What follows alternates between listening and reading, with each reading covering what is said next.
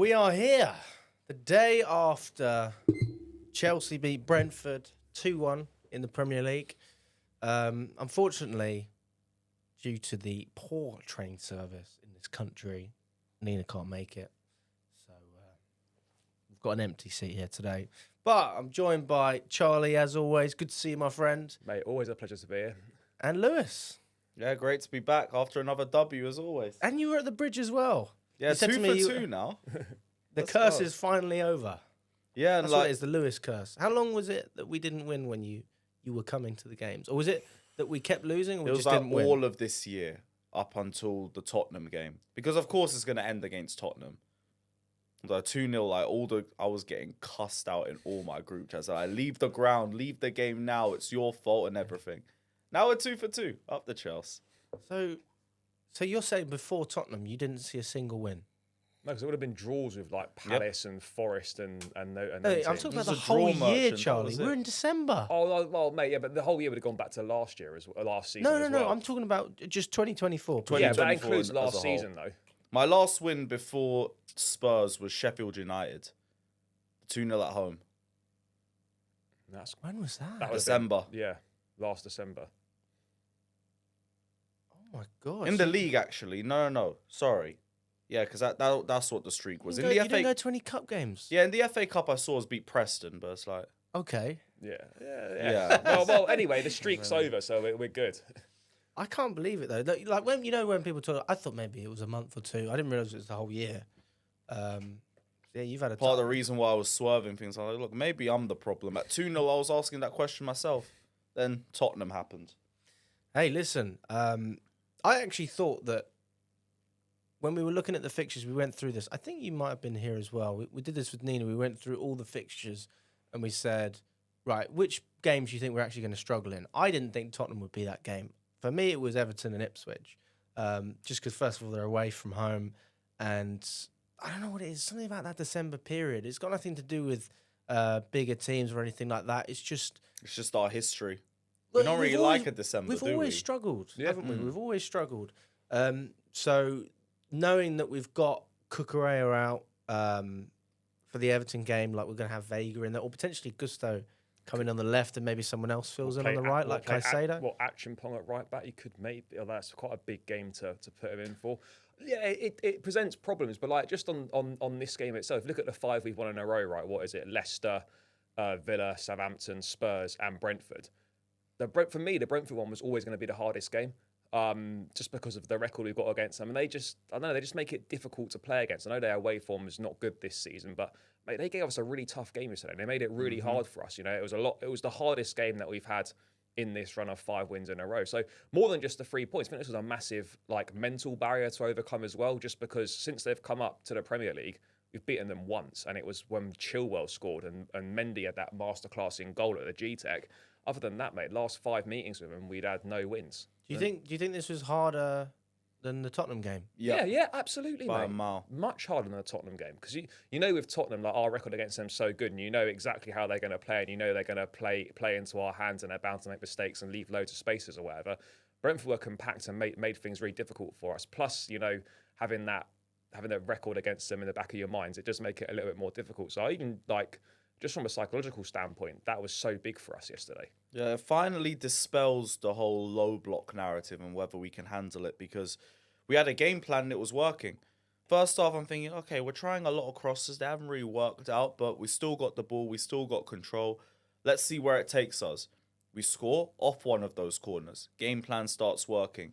It's at the right time as well, just before the end of half time. It shakes Brighton, Brentford a little bit, and it also gets a little bit more out of us going for the second half. Second half is more the same. We're still in control. Brentford are still having a good game. I think throughout the 90 minutes they played well. But our game plan was just more and more effective. They started having to come forward a little bit more. They afford a little bit more space in behind. Jackson 2-0, game done. We've shown that we can handle the low block again. Forest, we already showed we could do it, but we didn't bury them. We were wasteful with the chances. This time, we weren't. So it's, again, another sign of improvement. I think one of the things as well, you just spoke about the Forest game, and, you know, people always say, especially with Enzo, for example, like, I'm happy to sit here and say that, wow, like I'm glad to see this change in form. I didn't think it was going to happen. Do I think that Lavia is better than the pivot still? Yes. But do I think that Enzo's improved massively in this team? Absolutely. And I think that it's not even just the stats. I mean, people do talk about these stats because he's got a lot of GA at the moment in the past sort of 5 games. But I think also you can see his general play, especially against Tottenham, actually. That was a great example. Just competing for those 50-50s and not just doing it, but actually winning a lot of these balls as well. It comes back to what I said to you after the Spurs game. This is the fittest he's looked since he's joined the club, really. You know, you can finally tell he's free of that hernia issue. And like, you know, we spoke about this before, but the accusations of he's not athletic enough to play in the Premier League, can't get round the pitch. All that's being dispelled now, because I just think it comes down to the fact that he's got a manager that believes in him, knows how to get the best out of him, sets the team up in a way that benefits him. But the biggest thing is he's just fully fit, mate. He can actually do what we all expect him to do on the football pitch. That for me is the biggest difference with him. I mean, I was having a chat in the stadium with some of the guys around me in MHL, and we were having a conversation about, you know, not it's not even about the positioning of Enzo. It's who does he play his best football with? I mean, I'll ask you this, Lewis. Do you think he plays better if it's just a 2 with Lavia or with Caicedo, or do you think he plays better when all 3 of them are on the pitch? Honestly, I just think he's playing better in itself. That's what it came down to, because my bigger problem with Enzo was the off-the-ball work. It was off the ball, like he was very easy to get around. He'd leave a lot of space in behind, and he couldn't really cover that. Now he's got better at that, which to me makes him more effective alongside those other midfielders. Because before, a few months ago, we're having the conversation of, does Enzo get into our strongest 11 because of how good he is off the ball? Now, it's without a question. Now I can see why he should be starting alongside Lavia, alongside Caicedo. I don't think it's now just a Caicedo or Lavia, or now Enzo deserves to be in that conversation too. Do you just think his general play has improved irrespective of who he's with? General play, yes. Off the ball work has as well. And I think the confidence has just gone up too. Because at the start of the season, he was trying these sorts of passes and they just weren't working. That's why I was starting to get onto him a little bit. Now that started to improve as well. I think, like Charlie just said earlier, he's finally overcome all of the issues and whatever problems he had from the hernia issue. He now seems a lot more confident. He seems a bit more agile, a bit better in terms of tracking runners and everything. And we're just much better as a result. I mean, one player as well that I was really impressed with, and to be fair, there's a number that we're going to speak about. Usually, I almost work my way up. I just go through goalkeeper and goal, but we'll just see whoever Just comes to mind. freestyle it, mate. Just freestyle it. But just on the Enzo thing very quickly, I actually don't think it matters now who he plays with, whether it's with Caicedo, whether it's with Lavia, whether all 3 of them play, because he's performing to a level that actually right now, it doesn't matter what combination of players are on the pitch. He's delivering week in, week out, and that's a great position for us to be in.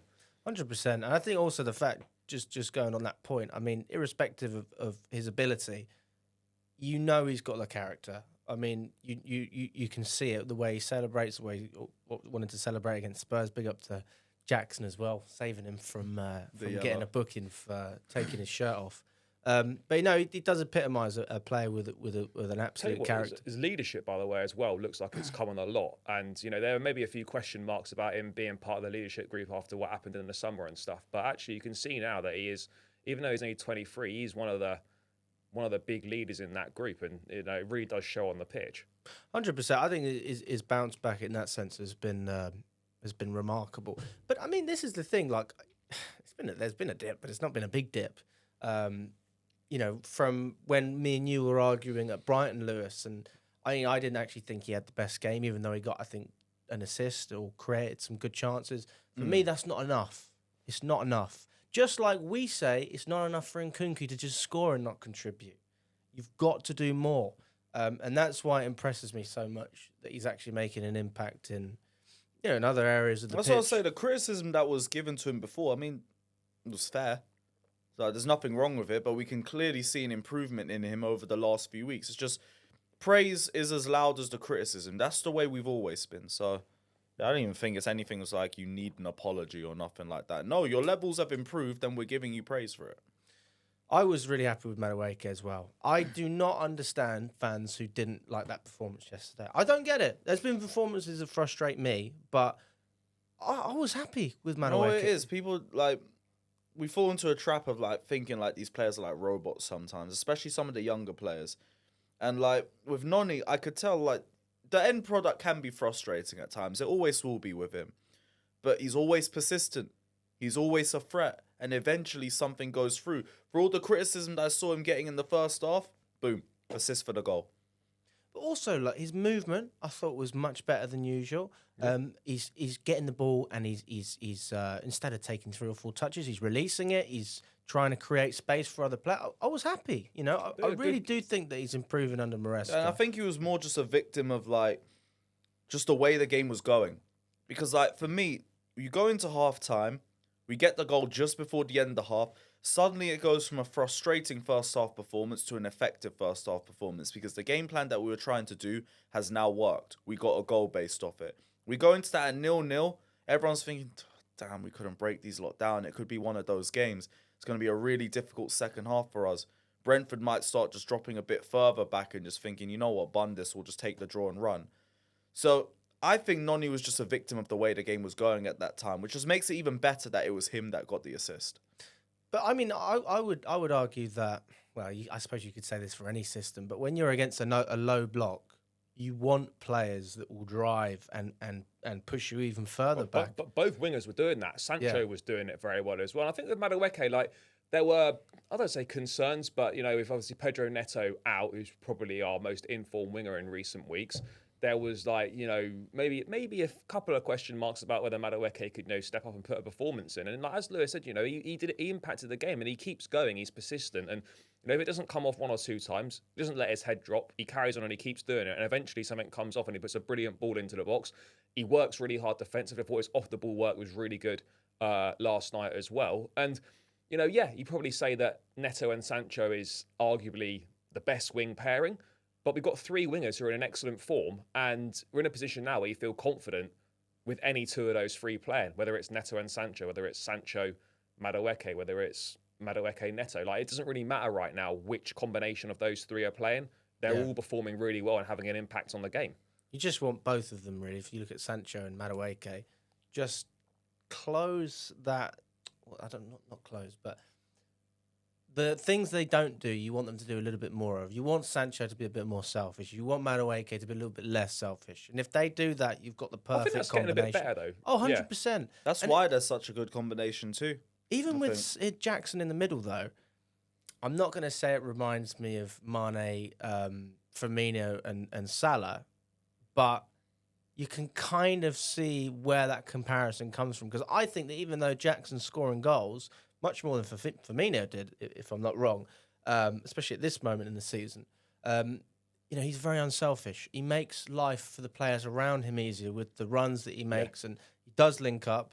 And then you've got 2 other players in there who, I wouldn't say they're goal-scoring wingers, like Salah and Mane, for example, but you can kind of see, I always thought Mane was a little bit less selfish and Salah was a little bit more. And it's a bit like that with Sancho and Madueke. But you look at their contributions, right? I mean, Madueke's played 15 games in the league this season. He's got 5 goals and 3 assists in the league. He's got 8 GNA in 15 games. So that's better than 1 in 2.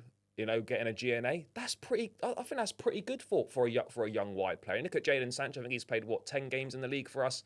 I think he's on 3 goals and 2 assists. So it's like, again, 5 GNA and 10 appearances, 1 in 2. If your wingers are contributing 1 in 2, and you've got Cole Palmer, you've got Enzo Fernandez chipping, and you've got Jackson doing his thing, that's pretty good going in terms of contribution from your wide players. You know, I'm looking at wide players. Obviously, you've got exceptional ones like Riyad Mahrez in the past, Mane, etc., Salah.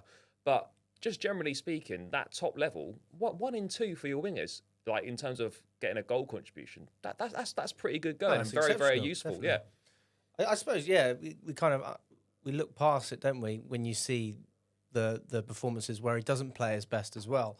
But I guess maybe in a way that's a positive. You're a victim of your own success as a team because that bar is raised, isn't it? Yeah.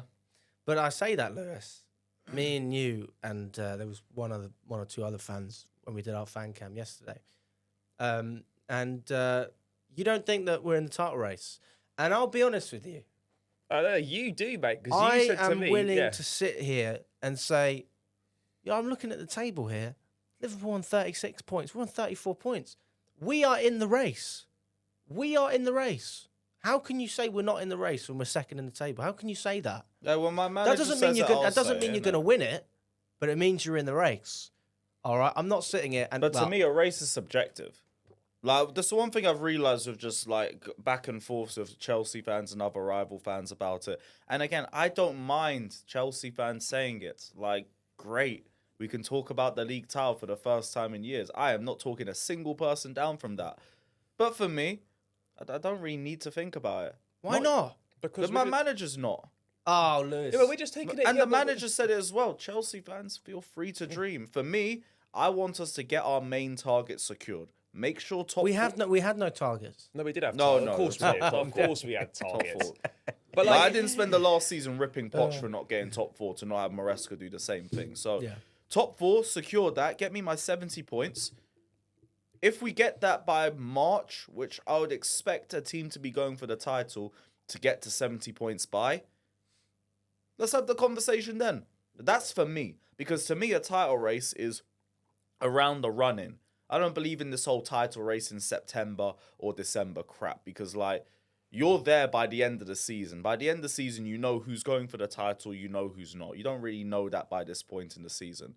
So that's why I say it's subjective. Some people, they'll say the race starts from August. Some will say it starts from December. To me, February, March time. That's when you'll start to really figure out who's actually going for the league title and not. So until then, look, I'm just happy with where we are. I don't need to change my expectations for it when I'm enjoying Chelsea for the first time in years. It's true. I think that's the biggest thing is that, like, there's just an enjoyment about going to the games again. There's a real feel-good factor around the place. The atmosphere is good. The fans are all happy.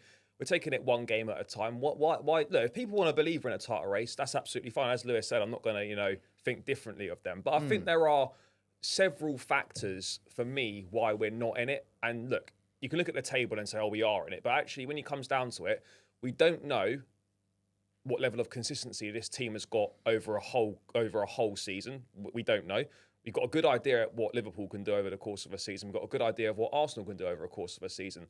Do we have any idea how this team and this group of players would deal with a run-in, when the pressure's really on in a championship run-in against Liverpool, for example? We don't know, but we do know how Liverpool can handle a title run-in. We know how an Arsenal can handle a title run-in. Just to add, our run-in is probably the toughest patch of fixtures Mate, we it's have really remaining. difficult. And it's like, I think the last 3 games, I mean, I It's don't... Liverpool at home. We've got Man United at yeah, home. that's our last home. Newcastle away, and Forest away is our final game of the season. Yeah, And we've That- got and United Everton at home as home's well. in between that too. Yeah, it's a difficult run-in. So this is what I mean. Like, we don't know how we can handle a run-in. Plus, as well as we're playing The right Arsenal now, game might get moved there yeah, as well. Yeah, as well as we're playing right now, I still look at us, right, and there are still areas where it doesn't scream title contenders. We've talked about the goalkeeper a lot. I don't believe you can win a title with Robert Sanchez in goal. Defensively, we're still not quite there. Levi Colwell said after the Tottenham game, if your title challengers don't find themselves 2 goals down in 11 minutes, and I agree with him. And then last night as well, you got Maresca after the game saying, if you conceding goals like that, like title contenders don't concede goals like we did. You're in a comfortable position. You concede a sloppy goal. I love how everyone's just spoken it down. And then you see +7. This is 100% from the manager, But by the way. you see Every player is down talking it. Jackson's like, I'm not even looking at the table. Palmer, 1 game at a time. Noni, 1 game at a time. Maresca saying, title contenders don't throw in like that backwards. Mate, Jackson said he didn't even know what a title race was after the game last night. This is brilliant management. This is He's good. telling everybody just stay level-headed. We're in a brilliant position. Why ruin all of this by adding extra Exactly, but expectations Does that right not now? make you feel like we are in it even more, though? The fact that the players and the manager aren't getting ahead of I themselves. want But you know to what? find out. The truth is, I can, because I'm not a fucking player. Yeah, Last I can season, get I ahead of hated myself. that I could predict everything going wrong with this club. Now this season, it's like I'm chilling. So it's like, why ruin that? Because I'm if I'm just a thinking chill how- guy that wants to watch Chelsea. But- exactly, man. I don't see why, personally for me, why my expectations need to change because we're doing well. Why can't we just enjoy each game? Why as can't we done? just enjoy being in the title race? Because it's Why can't you coming say from it? the rivals. Why can't Yeah, you say The it? rivals want us to change our expectations because we're the only ones in the top 6 that It's are not an chilling. It's not an expectation though. My expectation, my prediction going into the season If you was predict, fifth. if you think we're in a title race, you got to think we can win it. Yeah, exactly. Otherwise, what's the point of being in a title race? We're not Arsenal. Well, I mean, look, you could be in the 100-meter race against Usain Bolt. You could finish second. You were in the race. Doesn't mean Yeah, but anyone yeah. thought you were going to win. No, but what I'm saying is But though, then, like what are you doing there? You still got a silver medal. But in terms, but our expectations, right? No one at the start of the season, right, was saying Chelsea are going to be in any sort of title race. No, why are we hold on, so like? So no, why so, can't no, we say so- we're in a race? I'm What's not wrong with saying it? you can't. Like You I've said, can. Chelsea fans go for it. You can. I'm just not saying We it. are Chelsea fans. Yes, I'm just look. If Chelsea fans want to think they're in the race, that's absolutely fine. For me, we're not in the race, and I've given the reasons why.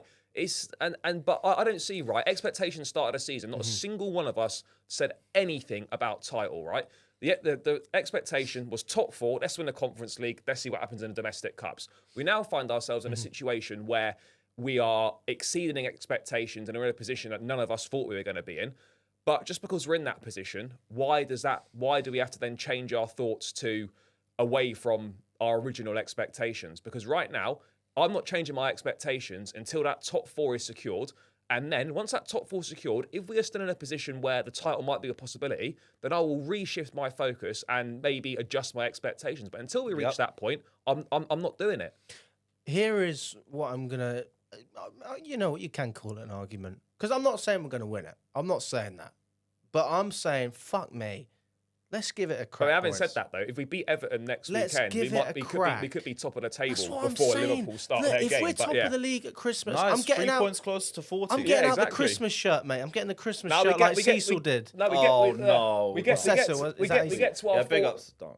we get to our 40 points, and then we talk about our Champions League, and then we talk about the title. If we're Road still, to if we're 40, still, road to 70, then let's What would talk. you do if we won the title? What would you like genuinely? What would you do? People aren't ready for the beast they're that's not, going they're to be not, they're not unleashed, ready. bruv. They're They not are ready. They're not ready. They told us this club was finished, and then we go win the title before nearly everybody bar City. Cool. I'll tell you what. I'll tell you what. Long summer ahead. I tell you what I would say. So let right? me just enjoy top 4, because if I start thinking about a title, it's already peak for people. Look, I'll here's- tell you what I would say quickly, right? This season has got a bit of a feel around it. You know when Leicester won the league? I'm not comparing us to like 5,000 to 1 outsiders or whatever. When Leicester won the league, right? They put together a very good season, but there was a drop off from everyone else. It feels this season feels a little bit like that, where there's a situation where I feel that like one team, possibly could be us, has got an opportunity to do something that no one expected whatsoever. And you look at the Man City drop off. Arsenal have regressed this season. Liverpool having a very good season, but no one seems to be taking up the challenge, and we are. So I'm not. So basically, I think, mate, there are some similarities between that Leicester season where no one right now really seems to want to win the league. Man City just fallen away, Arsenal regressing, as I said, and Liverpool, you feel like they're going to drop some more points as well. So, you know, never say never, but right now we're just enjoying it, enjoying the moment, just enjoying being a good team again. Mm-hmm. It's true. It's true. But I mean, just looking at, going back to your point, you've got City falling off, Arsenal not playing well at all. You've got Villa dropping points. Not that we're competing with No, we Villa, are for but, top. No, but but in a way, mate, we are. The gap between us and 5th place, as long as that's getting bigger, I'm Mate. happy with that. Brighton dropped points. Tottenham aren't even in the conversation. Forget Newcastle as well. Yeah, they're not in the conversation. Even Villa fell off. So, Yeah. and not to mention, then when you go, okay, Arsenal can still pick up, City can pick up, Liverpool. They have Champions League, we have Conference League. So we have a serious advantage. But this is a unique situation, I think. It is a yeah. unique situation. And if we were in the Champions League, maybe you could have this discussion where you get into the knockout stages, for example, and you know, you can't be resting Cole Palmer. He's got to play in those games, and God forbid he gets injured, you're having a different conversation. That's where it's interesting, right? Because right now, this Conference League, I know none of us wanted to be in it, it's actually really beneficial for us at the moment in terms of getting young players experience, giving squad players minutes that aren't really getting much in the league, and it's allowing us to play completely different teams, so it almost negates the fact that we're in Europe. You need to take advantage of that. And I wonder what we're going to be like next season when we're in the Champions League, right? What our league form's going to be like, because there's not going to be that mass level of rotation, and how are we going to deal with the majority of the players playing twice a week, whereas this season barely any of them are playing twice a week. That for me is going to be a big thing that we're going to have to juggle moving forwards, but that's a problem for another day. Yeah, we're in the title race. We are in the title race. We are. And I'm not going to talk you down Lewis, from that. you know I hope we you're are. correct. We're No, in the race. mate, you enjoy. I would love you to be correct. But I am correct. We're second. You enjoy, I hope mate, you are, you man. I enjoy really that title do. race. That's fine. I'm happy for you. But me and Lewis have given our I reasons. got my title race ticket. Like the train's not leaving for a while. Yeah, I'm usually it late. hasn't departed yet, mate. The train. The Mate, title we've the got a title rail race train card. is still Just on jump the on. platform, mate. Discount, say less. Yeah. No, but like again, I don't mind. There's no barriers, Lewis. Just walk through. Oh yeah, well, less said about it. Yeah. But yeah, here's my thing. I don't mind that. I don't mind Chelsea fans having this sort of chess. It's good that we're in this position. But for me, I'm not putting that expectation on the players just yet, because if I start doing that, then like you're in a top 4 race, you drop points here or there. I don't really care too much because you're on track. We've been doing really well this season. You're going for a league title. I'm demanding 90 plus points from this football your team. expectations change, and that's the thing for me, right? Is that if you're saying we're in a title race and then you shift your expectations to being a title challenging team, as Lewis said, like if you're challenging for the top 4, which we are, then you're going to expect some iffy results here and there, some drop points that you would expect in a top 4 race. But if you shift your expectations to a title winning team, you're going to be disappointed and annoyed and angry with the team when we drop points in games that perhaps we shouldn't be dropping points in when you're a title contending team. So that shift in expectations just creates unrealistic expectations and then makes you think badly about the team because they've not hit your expectations that you've set. So for me, like our expectations are top 4 and we're surpassing that right now. Yeah. Yeah, like just get it to top 4 and keep it stepping. Once we get to 70 points, we're all good. God honest truth. If we win the title, would you do... Naked podcast? But I'm not doing that. So what, are we doing an OnlyFans now? You would do that, by the way.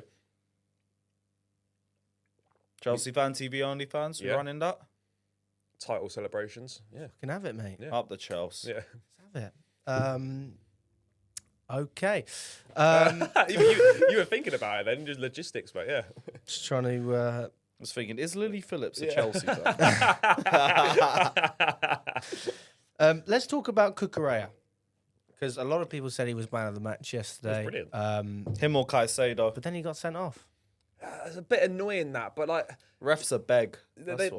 He said it, the official reasoning from like the referees, whatever, was that he adopted an aggressive attitude after the final whistle. It was like, are we really doing this? Like, the game's finished. Like woke nonsense.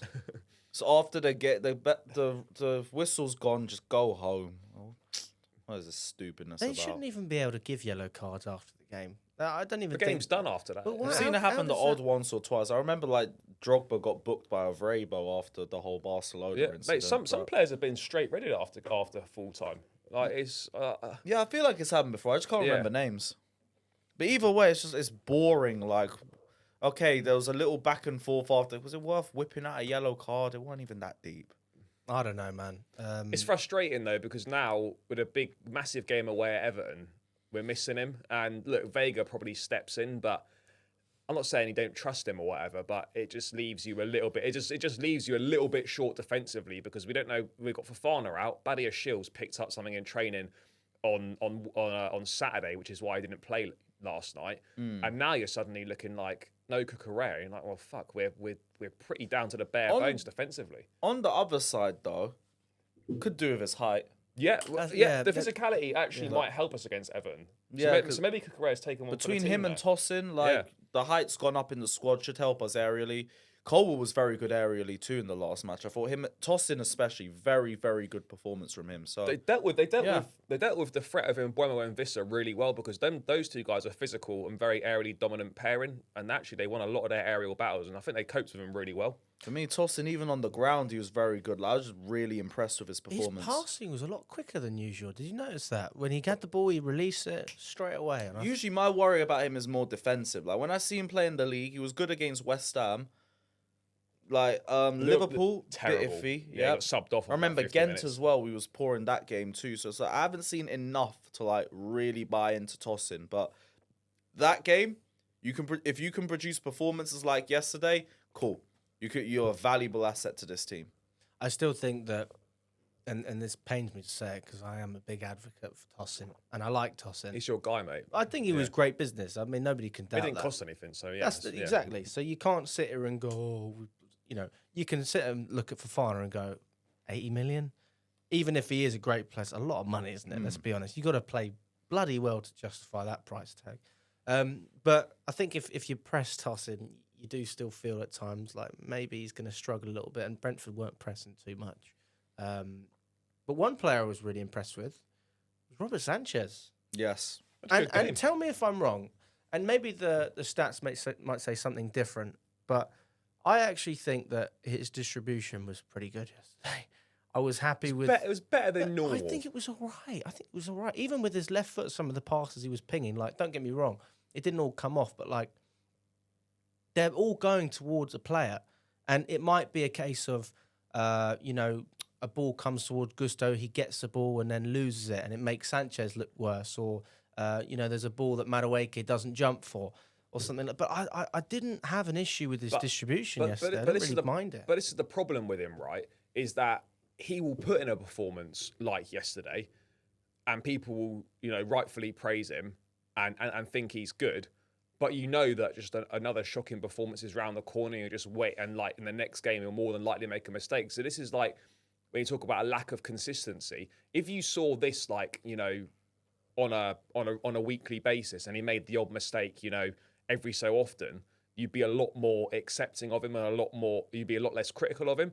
But it's very hard to get carried away with a good Robert Sanchez performance because you know what normally follows it. Yeah, like to me with Robert Sanchez, like you were really good. Like, I ain't going to take anything away from that performance. I was worried at the start, and the more I was watching, it's like, okay, he's claiming cross as well. Okay, this is consistent. Nice save there. Second half, I think he really came out to help us, especially in the last 20 minutes. Made a really good save towards the end. I think it was from Norgard. He made a brilliant save, yeah. And a good little dive to Mbeumo as well. Is that the one where they sort of kept the ball in the air and then he volleyed it? Is that the one? I think so, yeah. But even like, I don't think he saved it. But the one I don't know how the one that hit the crossbar stayed out. By the way, grace of God. That's all that it was. But like, I echo what you're saying. Like, I haven't got enough to have faith in him yet. I'll acknowledge a good performance. I won't take anything away from it. There's no ifs, no buts. He had a good game. Do it again.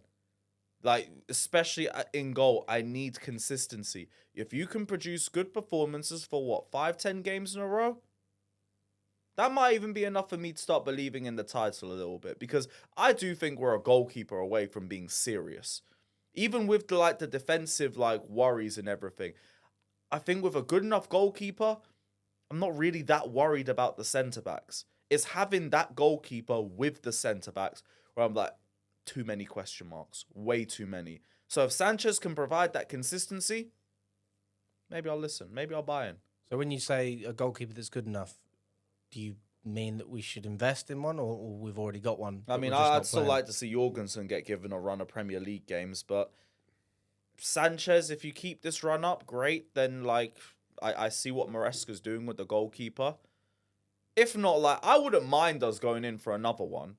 He has to be someone who's already at a decent level. It's got to be a top 5 in the world. Yeah, really. It has to be. Because we've got 10 on. So what's the selection here? We've got Diego, or how do you say Diogo Costa. Like people mention him. I suppose you're looking at maybe a Mike Mignon. I've been told about Chevalier from, I think, Lyon. One of my mates told me about him. He's having a really good season. There's a few of them. I mean, we've been linked with Kobel at Dortmund. There's Bolker at Nice. Bolker, yes. He was in the academy, I think. Look, there are decent goalkeepers out there, but unless it's going to be a top keeper, there's no point investing, really. Thing No, is, no, all give the it to Mike Penders. But all Meant the to be Baby keepers win. Courtois, innit? Yeah. But every keeper we've invested in was like the best in their respective league for Yeah, that but season. let's be real though. Best in the MLS. So I think And best in La Liga. but I think Petrovic, And the best in the I Belgian think league. Petrovic did really well last season, right? But there's still I big think it's just expectations. better than Sanchez. I Yeah, won't lie. it's still a big expectation to expect someone that was playing MLS football to suddenly come in and be like a title-winning goalkeeper in the Premier I think League. it's different. I think it's different when you're a goalkeeper because you don't have to worry about players. Well, I suppose you do have more pressing, I guess, if you're a goalkeeper trying to play it out. But your job's to save the ball. Like there's only so much. You've got like, to do it more doesn't- than that as a goalkeeper these days. But you don't think that Petrovic is capable of coming Oh, no, in I and, didn't and say- being no, stable? I think he's more absolutely. than capable. Yeah. I think if you're the best goalkeeper in, quite frankly, any top league in your respective country, like you've got a good chance of being successful in the Premier League because, yeah, of course the players are better, and it's a different type of atmosphere and environment. But just because you played well in Belgium, I think you could still have a great time in England. I don't understand this. With other players, I get it. Like, players coming from France, slow league, like Badiashile and Disasi have struggled a little bit at times. But I couldn't see that with a goalkeeper because you're literally standing there. It's just a really difficult position And then to you've fill. got to make saves. It's really difficult to get it right because there's not that many top goalkeepers about. Yeah.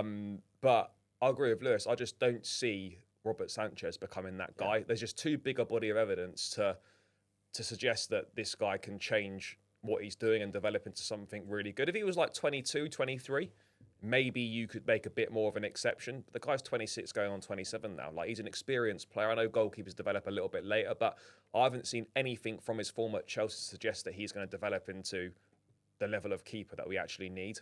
It's up to him to change that. Yeah. He's got to change that perception. Well, maybe the argument is that Maresca knows that Robert Sanchez's confidence might be a little bit lower because he's had those dips. And his belief is that if he just sticks with him, he'll gain that confidence back. And that might be the difference between a goalkeeper that we can and couldn't rely on before. Potentially. That's the only thing that makes any sense to me because it can't be tactical. It can't be short-term success. It can't be to do with his track record because he was third choice at Brighton. You've got other keepers who have performed. So it has to be a case of, I think when you're at your best, you're better than the other keepers. The question is, how often is he at his best? I don't think he's better than the other. That's the thing, though. You can't confidently sit and say that Robert Sanchez is comfortably better than Philip Jorgensen. Well, I think that if you look at his good games, they've been pretty good. Like Yeah, but there's a Bournemouth bigger and, body- yeah, and there's a- Forest. yeah, He's sure. saved us points in those Yeah, games. but if you look at it as an overall picture, I know Jorgensen's played less games. So look, there might be an opportunity for Jorgensen. Sanchez is one booking away from a suspension.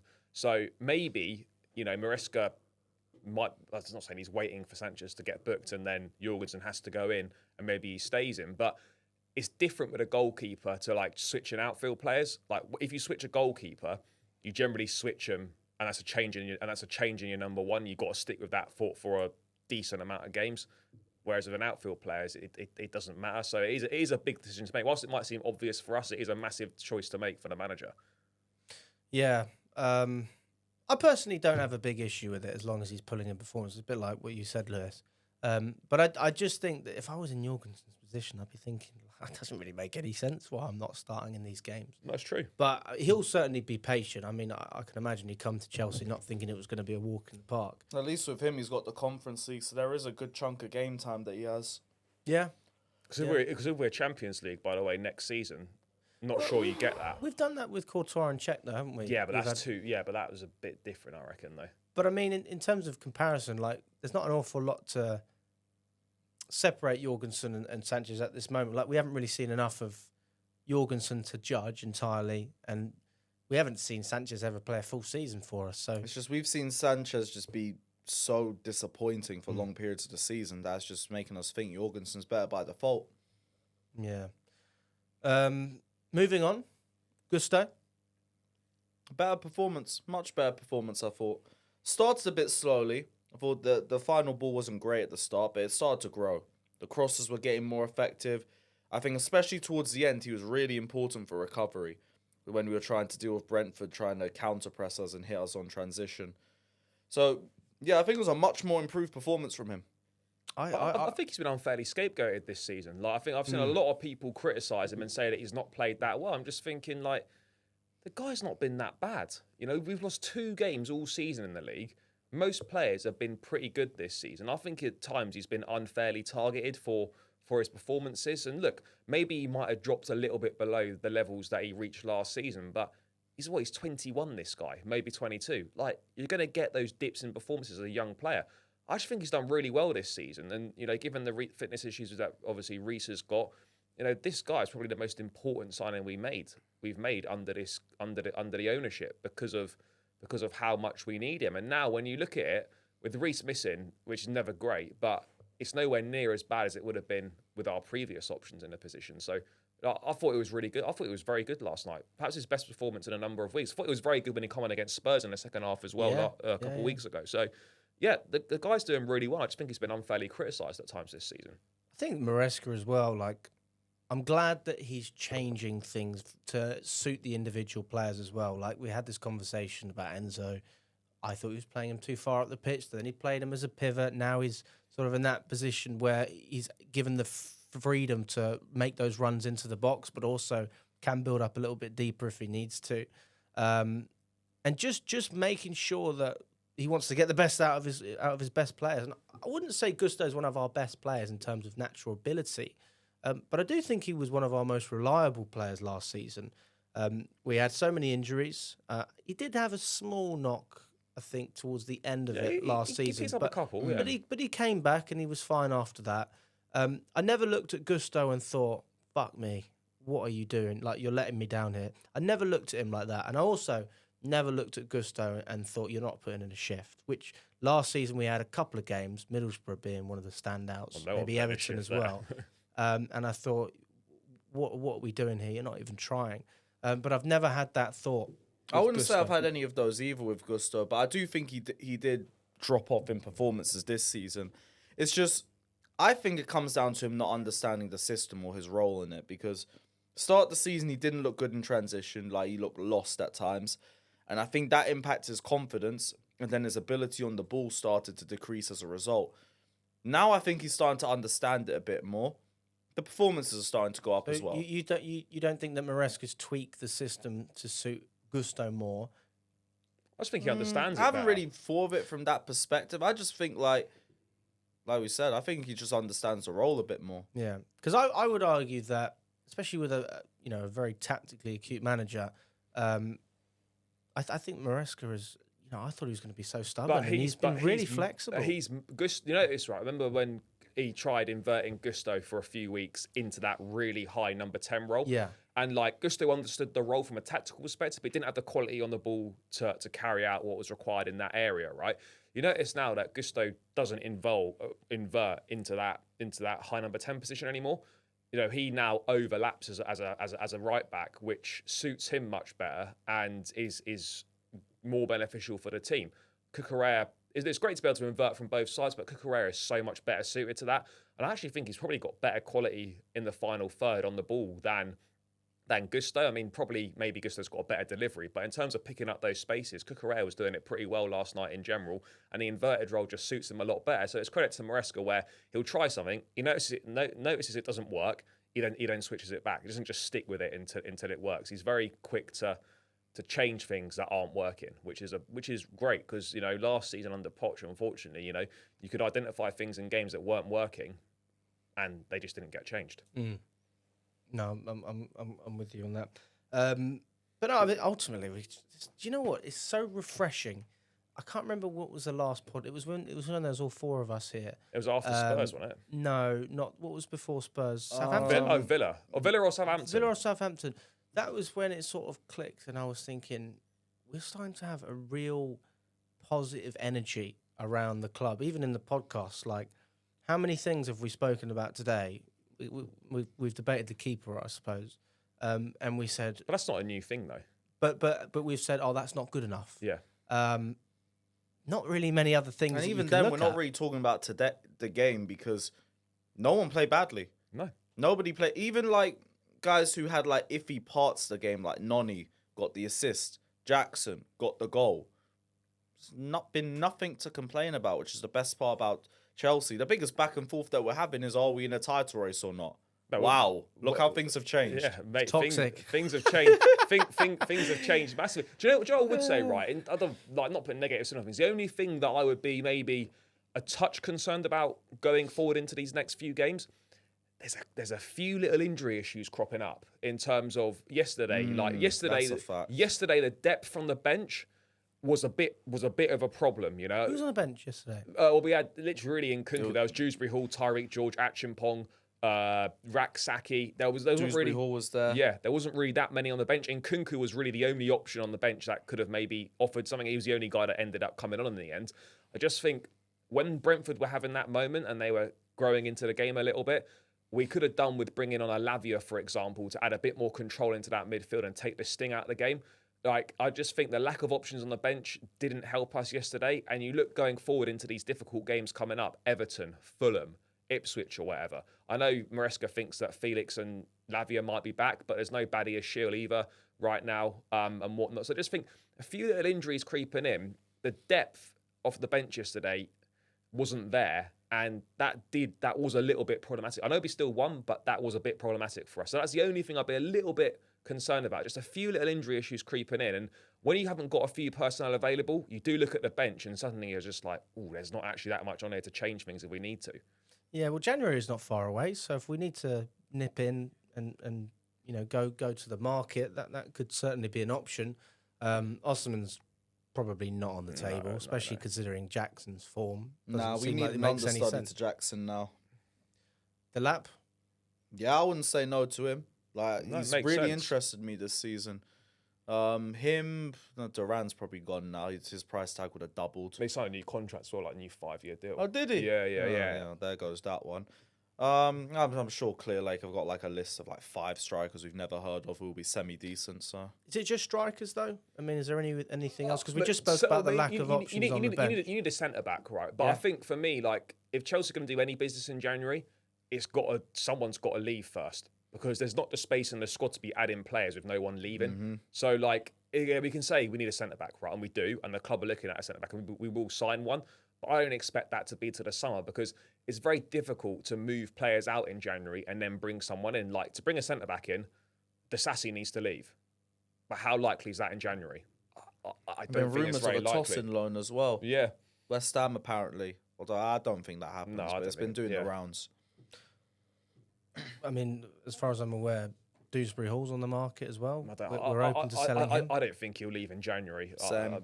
Like he's got a Conference League to at least work with for this year. Next year though, I wouldn't be surprised if he left in the summer. I wouldn't be surprised in the summer if he went. Yeah, just like he's just there. I was really disappointed with his performance in Astana. I thought he'd done well, mate. I'll be honest with you. It was all right. Do you know what frustrated me? And maybe I can't see it when I go live. It sounds terrible, but I think he struggled with the pitch because his touches were just all over the place. The pitch was terrible though. I don't think I ever see Dewsbury Hall even dribble. Like I never see the guy dribble. No, it was more like trying to control the ball. It's like I know what you're saying, but like, does he ever take a man on? Does he ever? Yeah, but he's a central midfield player. Yeah, but you look at Lavia, you look at Caicedo. Those guys are nifty. They're good. Yeah, that's different caliber of player. I know. And also, like when you're playing the Conference League, more time teams are sitting back on us. But I just found that it seemed like quite a negative. He was always passing backwards. But I don't know. Even Chukwuemeka, like I wasn't particularly impressed with him in Astana. But he's not been around for a while. That was the first game he started since West Ham away, second game of last season. So that's the first game he started since August 2020. That's the first game he started since August 2023. So I wasn't that impressed with him, but he got a cut in some stats. It's the first game he started in about 14, 15 months. Like you're gonna be a bit rusty. But the reason why I don't get that asked about Dewsbury Hall, right, is because my expectations of him coming in, I knew exactly what this guy was going to be. He's going to be a squad player, might get the odd league minutes here and there, and he's going to feature in the Conference League. So my expectations of him aren't particularly high. So he generally hits them, and I haven't really got a problem with him. He's not come here to make a difference to the first team. So therefore, if his performance levels aren't that great, I'm not that bothered because it's not really affecting their team. If he doesn't perform well in the Conference League, that's not affecting their team because we win them games anyway. So, and he's not coming in and affecting us in the Premier League. So I don't really have an issue with him. I actually think he's a decent player. But yeah, he's not here to make a massive impact. Well, so I think he's better than what he's shown. I do think he's better than what he's shown because the two standout games was Ghent and Barrow. And I actually think he was really good against Ghent. I think it was He scored in that that one. game, I yeah. think he was man of the match. Yeah, I think I said he was man of the match. he scored in that game, yeah. So I've seen the guy ball out, to be fair. And like, I'm not saying I need to see the same thing against Arsenal in the league or something. You know, Would be nice. It would be nice, but I don't know. I just think, I mean, you say it wouldn't affect the team if he doesn't perform in the Conference League, but he's there to perform in the Conference League. So I can understand from a Chelsea perspective why we'd be looking at getting rid of him, especially considering we're going to probably reinvest into a better quality of player because we're going to need a ridiculous amount of depth, considering the fact that we're going to be playing in America or after the league, have like a week off, and then go it's straight mental. back And then into it's the like- and then it's- competition. and then it's like 2 weeks after the Club World How Cup final. ridiculous It's is that? mental, yeah. I can't believe that should be illegal. I think Guardiola said he come out and spoke about Rodri. He said They tried Rodri, to push the first 2 games of the season back Yeah, from yeah, teams yeah. in the Club World. No, but he said the reason Rodri's injured is because he played 75 games last season. If you gave him 3 months off like you did with the NBA, he'd be fit for the whole year. And I totally agree. But I also think 3 months. Well, also on the same I breath, don't think that 3 months is. I think that might be a little But bit the same too breath, much. though, City have had 2 poor summer windows and they're paying the price for it. They We've are. actually built up a really good squad with some good depth. mate, no one's laughing at our squad now, are they? What happened to overinflated squad and all of that? What crap? happened to all them? Oh, what happened to them 45 players? How's Maresca going to manage this? You know, Where's João Felix we've getting got changed? we got the same size squad as everyone else. You can only register 25 players in the Premier League. So when you people say, oh, you know, you've got a massive squad, we've got exactly the same amount of players available as everyone else does. You've got a Premier League squad of 25 players registered like every single other club. So don't give me this, oh, Chelsea got a massive squad. It's the same size as What everyone happens else. when you have jack of all trades players? And like the good thing about this is, it means we're probably one of the European clubs best suited for the Club World Cup. Yeah. Just based off this depth, because like now we can rotate players around. We're doing 1 game a week. When we get to the end of the season, where everybody else, I won't say is exhausted, but they're not really operating at the same capacity they would have a few months ago. We might be a little bit better off, which might be the difference. We already have a favourable group stage draw. I think we did really well in the Club World Cup draw a few weeks ago, but yeah. We've got an think we're in a easy good- group. We've got Flamengo, some Tunisian team. and then we've got a Mexican team. As yeah, well. like they're like uh, 11th in their league. yeah, I Club think. Leon, I think it is. So we've done pretty well for Yeah. ourselves. I think that we've got a. I mean, you get 50 million just for entering that competition. Do Or is you? it 60 million. I think you have to play your star players or something. Yeah, if if you don't send your proper squad, then they're like something like there's some sort of punishment for Also, it. more woke nonsense. They're literally Yeah. telling you what players you Yeah. have to play in there. Like, okay. ridiculous. I do actually think, just on Club World Cup, I actually think it's really good that it's a proper Club World Cup. The previous one, I know we won it and stuff, which is great. It was crap, wasn't it? Like it was literally designed for the Champions League winners just to win it every year. Well, and it was every year as well, so it Yeah, wasn't because as you'd special. go in the semi-final, wouldn't Yeah, you? yeah. Yeah. But this one has a bit of weight to it because Yeah, know exactly. if you don't win This it, is you've the got to wait proper- another 4 years. This is a proper. This is good. It's just unfortunate with the scheduling and that, but it is what it is. If isn't it? we win, we better be allowed to wear that badge for 4 years. We will, we will. You are Yeah, good, Yeah. good. That's brilliant as well. That's a real flex. It is a real flex. So yeah. next season, fingers crossed. What Premier League champions on Premier the League arm, and champions, then Conference League champions, and Club World Cup. World yeah. Cup, and Treble talk. hey, let's not spoil ourselves. Here, but we might even have a sponsor. Oh, steady on. Oh, yes. Could get one by the end of the month, apparently. Is it airlines we're speaking with? 2 Yeah. airlines, 2 tech companies. I'm like, yo, Samsung? Yeah, Samsung come back. back. Yeah, Are they looking at it? well, I don't know. No, like I'm asking. I'm hoping. Okay. it's Yeah, them, tech company. So yeah, it would be great. That would be. But the I've got quite heritage. I quite like the shirt and no sponsor. It's not really that asked. I'm too used to it Yeah. now. It's like okay, we're gonna add one in January. Like, Yeah. okay. If it gets us a bit more money, cool. Use on a Brazilian. I don't give a I damn don't about- understand why they resist the option to just take a short-term deal with another sponsor? Because They want But the right deal. I know they would be cutting back on their value. But if it was a short-term deal, you could Well, just I think renew with another but deal I when think you're we've- more successful. Yeah, but I think we've missed the boat on a short-term deal now because who's going to sign up to like a 6-month sponsorship deal? I think it's now just because of how well we're doing. Like people are now, I think those sponsors are now thinking we could slap our name on the title winners or something like that. And I think now that's what Chelsea are trying to sell a little bit more. It's more appealing to a sponsor now. We're in a better position. It's Jordan. I think that would be the one, isn't it? Mate, if we Jordan. get, If we get Champions that's League, kit manufacture though. That's just, oh, yeah. okay, that's not It wouldn't- the. no, it So wouldn't- they'd make no. the fourth kits for like UCL and that. Yeah. I'm with you. Mate, it would be that range would be unreal if we get Jordan making the kits. Jordan and Yeah. Chelsea kits, just take my Yeah. damn money. Yeah. Can I just say though, no, irrespective of sponsors, the shirts. We're coming up to Christmas now. I'm sure there's parents watching this as well, or family members. You've got your kid or whatever, or your family members ask for a shirt, a Chelsea shirt. How fucking expensive? Mate, I haven't bought Are any of these- the, I haven't bought any of the shirts It's this season. So I went ridiculous. till Black Friday and the Boxing Day deals. Yeah.